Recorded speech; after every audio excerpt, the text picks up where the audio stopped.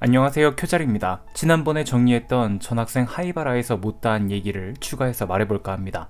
코난은 하이바라가 검은 조직의 쉘이라는 사실을 알게 되죠. 심지어 자신을 잡게 만든 약 아포톡신 4869가 쉘이가 조직의 명령을 받아 만든 약인 것도 알아냅니다. 그 약은 독약으로 만들어졌지만 부작용으로 코난과 하이바라는 작아지고 말았죠. 그런데 그녀는 왜 자신이 만든 약을 스스로 먹었을까? 그건 하나뿐인 언니가 조직원에게 죽임을 당했기 때문입니다. 그리고 그 언니의 이름 미야노 아케미. 코난은 어디선가 들어본 이름 같다 생각은 하지만 기억해내지 못하죠. 여튼 코난은 내 놈이 만든 약이니 해독제를 만들어 달라 말하지만 하이바라가 실종된 뒤 조직은 그 연구소를 통째로 불태워 없애버렸고 코난은 그녀를 쫓아내기보다는 공존을 선택합니다. 만약 하이바라가 조직에 쫓기다 잡히면 작아졌다는 사실이 드러날 테고 그렇게 되면 자신도 위험해지기 때문이죠. 코난은 하이바라에게 박사님 댁에서 지내며 밖으로 나돌아다니지 말고 그저 초등학생으로 평범하게 지내라 말합니다. 자신의 울타리에 놓고 감시하려는 목적도 있었죠. 코난은 이때까지만 해도 박사님께 하이바라를 믿지 말라고 합니다. 진짜 이름과 나이도 말해주지 않고 조직이 무얼 노리고 움직이는지 끝까지 모른 척하는 게 수상하다는 거죠.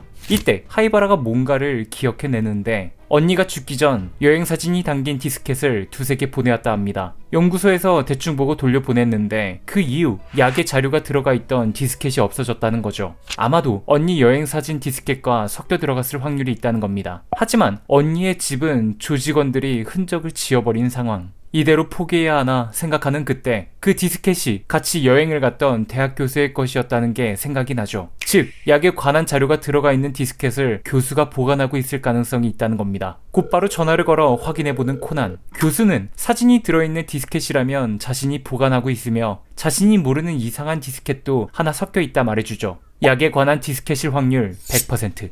코난 일행은 곧장 그 디스켓을 받으러 가겠다 말하는데 그만 코난의 패시브가 발동하고 말죠. 교수님의 집에 도착했으나 교수가 죽어 있습니다. 심지어 디스켓도 몽땅 사라져버렸죠. 검은 조직의 범행이 아닐까 의심하는 코난. 하이바라도 정황상 그럴 수 있다 말합니다. 그리고 전화 자동 응답기에서 변조는 시켰지만 워커의 목소리와 말투를 듣게 되죠. 그런데 코난은 워커의 목소리를 듣곤 이 범행은 조직의 소행이 아니라는 걸 알게 됩니다. 그들이 교수를 살해했다면 이러한 증거는 절대 남기지 않을 테니 말이죠. 여튼 코난은 하이바라의 말에 힌트를 얻어 범인을 밝혀내고 디스켓을 손에 넣는 데까지 성공합니다. 그 과정을 지켜본 하이바라, 난데없이 코난에게 다가와 눈물을 흘리죠. 그리고 말합니다. 왜 자신의 언니를 구하지 못했냐고. 코난은 이 말을 듣고 그날의 사건을 기억해내죠. 10억엔 강도 사건에서 자신의 눈앞에서 죽은 마사미가 하이바라의 친언니였다는 것을. 너의 추리력이라면 언니를 살릴 수 있지 않았냐 통곡합니다.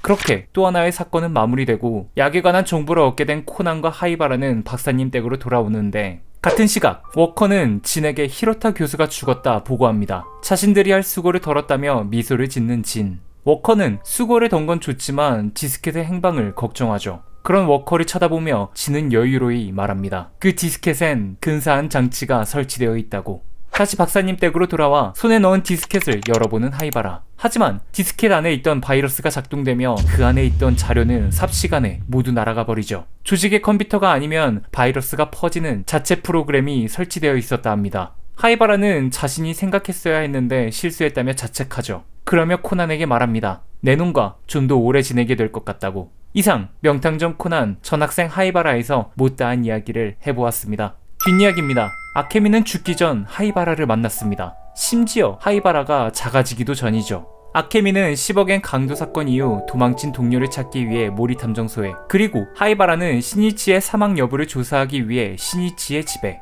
그렇게 같은 동네에 있다는 걸 안 김에 만난 거였죠. 둘은 카페에서 얘기를 하는데 아케미가 에도가와 코난에 관한 얘기를 들려주죠. 베이커가에 사신이 산다고.